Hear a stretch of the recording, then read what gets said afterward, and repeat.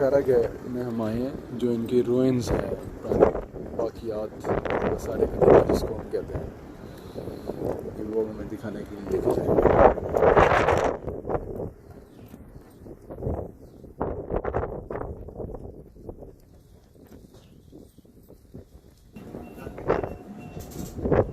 ये हम अंदर दाखिल हो गए हैं।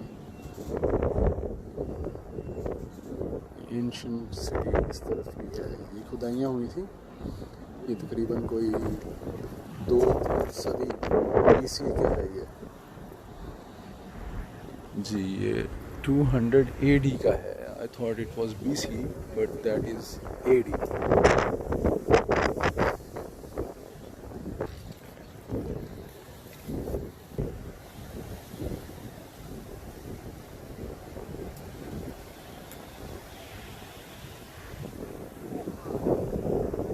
सब मुस्तफ़ा हैं जो गाइड हैं हमारे।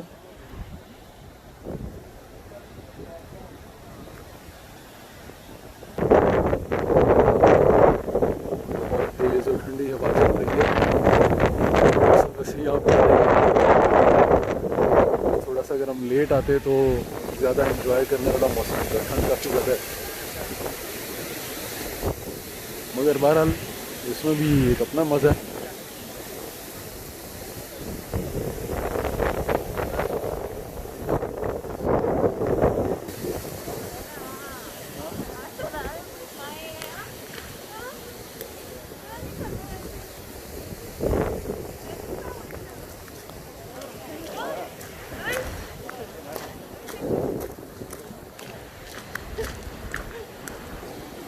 Perge was the city of Rome।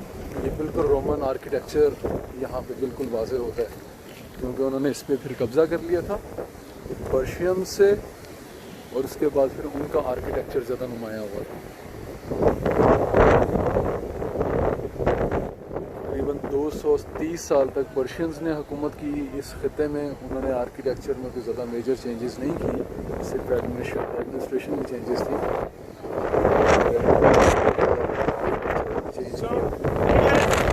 For the main gates, we can say. There are two other gates, one is on the west, the other one's on the east, but this was the gate that the travelers were accepted. You know, all the travelers were accepted from this gate.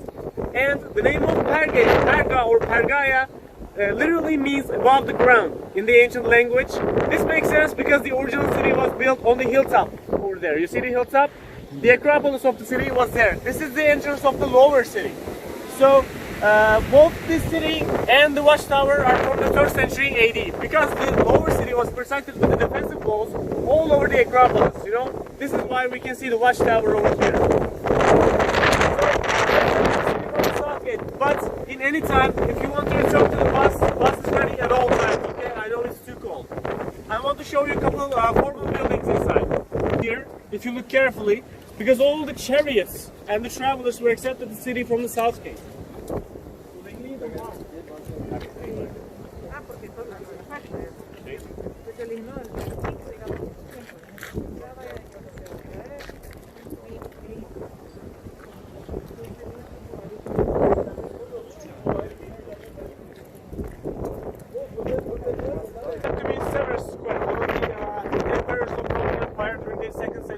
AD.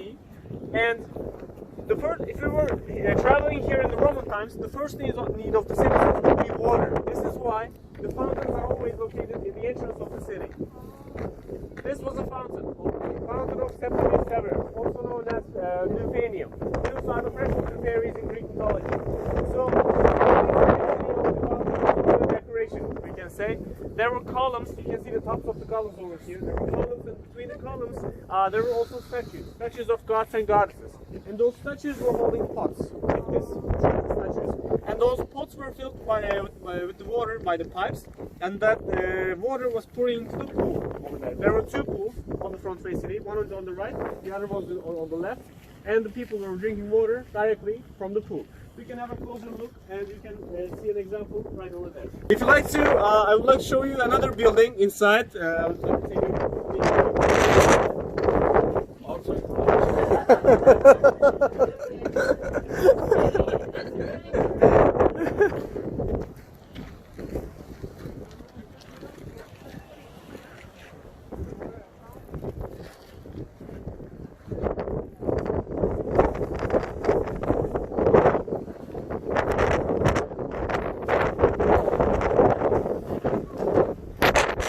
of the bath.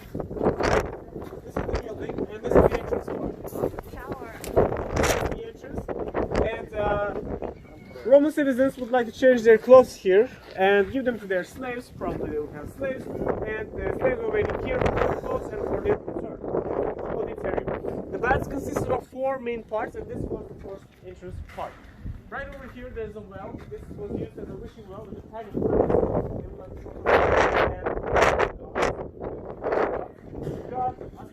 God of health, for example. In the Roman time, it was called the God of gas.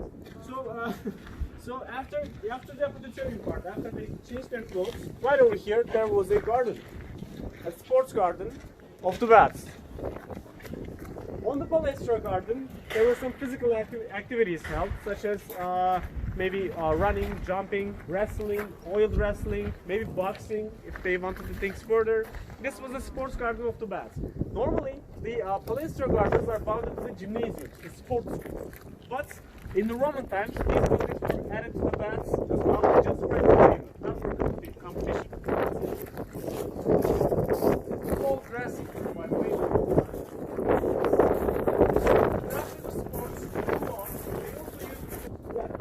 ये उनका pool था जहाँ पे वो नहाते थे.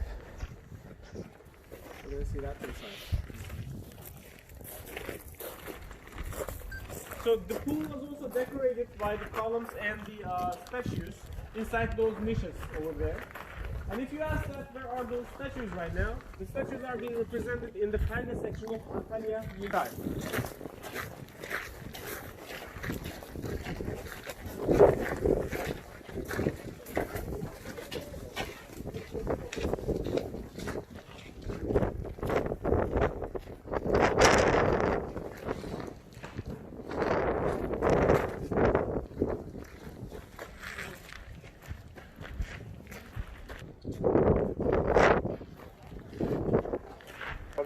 Yep, these are original. Actually, beneath your feet, everything is modern. Let's protect our soil. This is the second part of the bath, also known as caldarium, the hot spot, or the sauna. You may have a look at it if you want. Okay. Hippocamp system, we're going to talk about that too.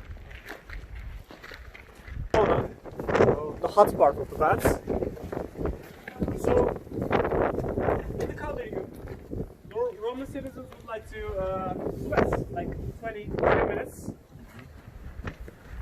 sitting by their friends to the tea days, the marble seats. Yeah, maybe discussing some politics or daily discussions, you can say. यार मुझे आपने वहाँ जाके लेना, इधर ही ले लो.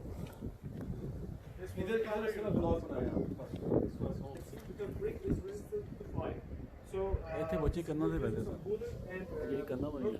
They were conveying the water, hot water underground, and they were making the heat section.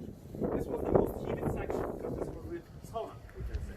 After they were speaking with their friends. ये underground heating system था जहाँ पे बैठ के सोना बात लेते थे.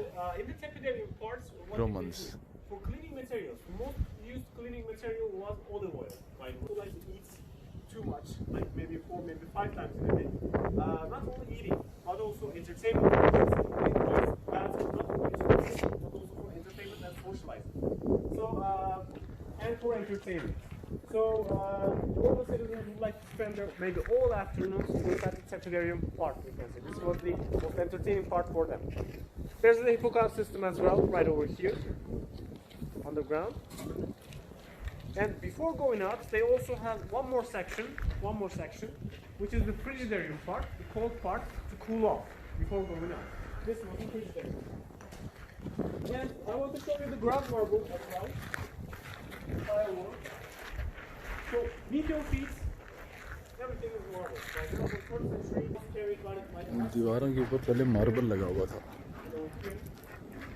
ये मार्बल के कुछ टुकड़े लगे भी हुए हैं.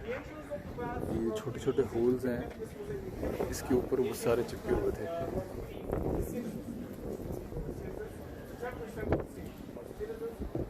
देख सकते हैं इसके ऊपर सीलिंग भी थी, पहले छत भी थी। In the side of the Republic, on the west one, I want to show you a couple more formal buildings. After that, let's have some free time for the pictures.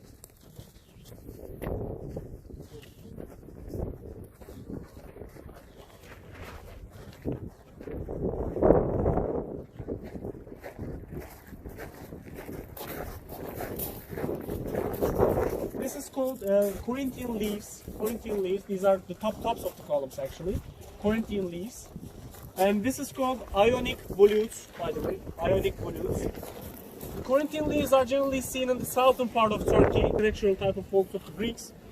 Ionic volutes can be seen on the western part of Turkey. For example, Ephesus. Maybe a couple in Ephesus. Yeah, you've seen some gates. So why do you think that this watchtower is located here, in the middle of the city? I was talking about the date of the province, from 2nd or 3rd century AD, I said, but there was only one building that remained us from the Hellenistic times. This is that building, Hellenistic gate and the watchtower. So in the Hellenistic times, in the 3rd century BC, the city's borders was up to here. You know, the city was extended in the Roman times, and this is why this watchtower stayed here. We can have a better look on the other side.